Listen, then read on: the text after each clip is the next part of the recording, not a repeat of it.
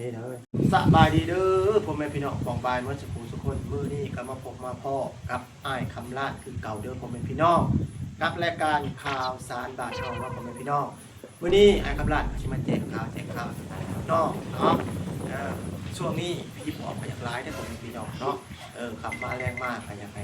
ระมัดระวังเด้อลูกเรียกร้านแดงเอาก็ได้ไปใช้ก็ให้ระมัดระวังคือเด้อพ่อแม่พี่น้องกินข้าวกินน้ำแล้วให้เอาลูกเอาร้านเฮานี่แล้วเขามาดูวันนอนเนาะช่วงนี้พี่ปอบมันอาละวาดได้บาดเนาะบ่ว่าคุมไตบ่ว่าคุมเนื้อก็อยากให้ระมัดระวังเด้อพ่อแม่พี่น้องแล้วก็แจ้งเตือนก็ยังสายกระถ่อมสายปฏิเฮาเด้อตื่นเช้ามาตาดำปื้อดำปื้อแบบใดถ้าพ่อแม่พี่น้องเนาะ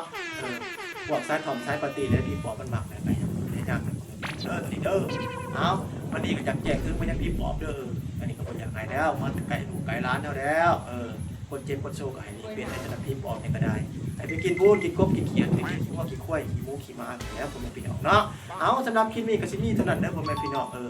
เอาอ่านคำลาศิลาพ่อแม่พี่น้องไปกันเนาะสำนิทมื้อหน้าพอกันใหม่เด้อพ่อแม่พี่น้องกับรายการข่าวสารบ้านเฮาเนาะพ่อแม่พี่น้องบ๊ายบายขอบคุณจ้าชุ่มเด้อแต่ชุ่มฟิตสถานเนาะอย่าพี่บอกอย่าพี่เปียวปิด